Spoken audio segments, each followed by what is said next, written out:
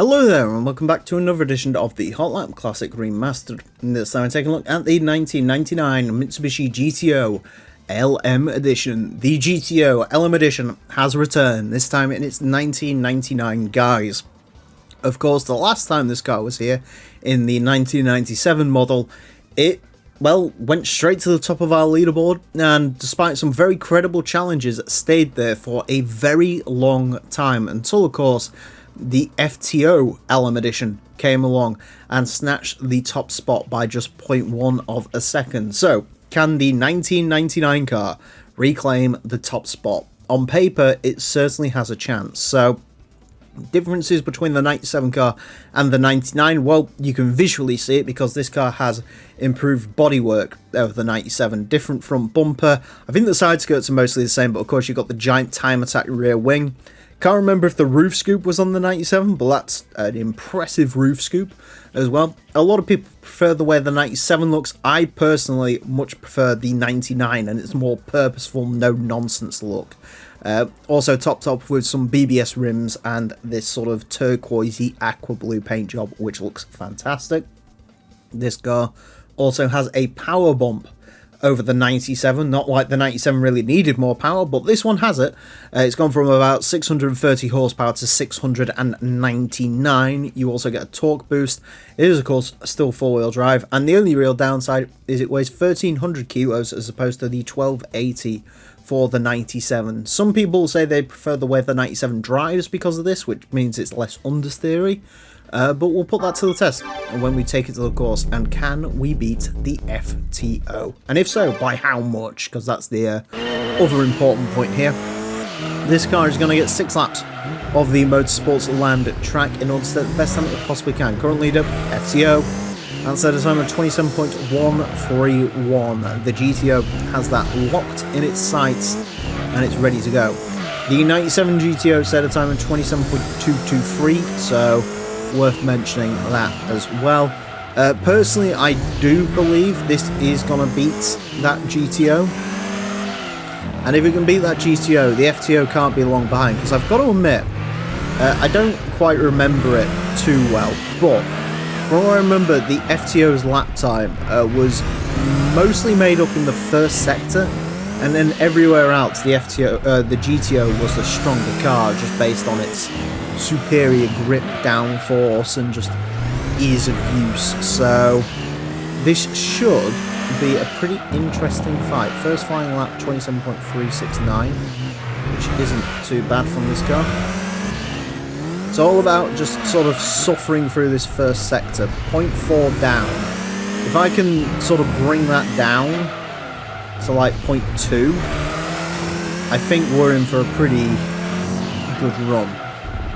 It's just about getting that good run, sticking to it, and being able to operate at this car's level, which is the key thing here, you know. I don't... okay, we are going to get an off-course violation for that, which is a shame, because we are much quicker, although, obviously, illegitimately, but that does mean we can reproduce this, which is good.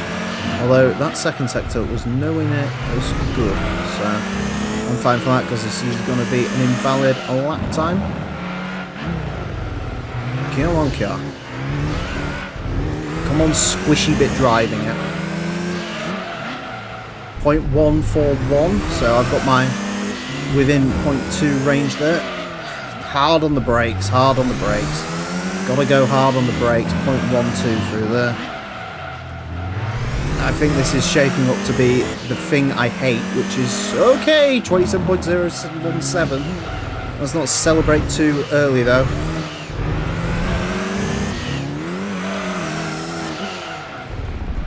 Because there is a chance, no, though, not probably now. No, not now, bollocks. Ugh. That was close. Close, but no cigar, unfortunately. That was close to, yeah, we've had cars that have just got under the limit and cars that have just gone over. And this is a car that's just gone over slightly. .017, the 26-second gap, or the 26-second lap time continues to elude, but that still doesn't take away from a fantastic effort from this car. I do think, personally, there is a little bit of time in there. Let's have a look. I think the problem is this first sector is so scary in this car. You want to get it exactly right. Maybe tiptoeing a little bit too much through there. I was definitely too late on the brakes coming up to this bit here. I should have been slammed hard on the anchors, understeered round there. Got a good launch out of that, which did save this lap a little bit. And then the corner cut was really nice, really clean. That's what saved this lap time. I fear it's not by much, but there is definitely the potential to do 26 seconds in that. It's a bit of a I hate times like this when I'm driving something as quick as this is, and as you know, this car's fantastic. It really is fantastic, and you can't quite reach the limit of what this can do.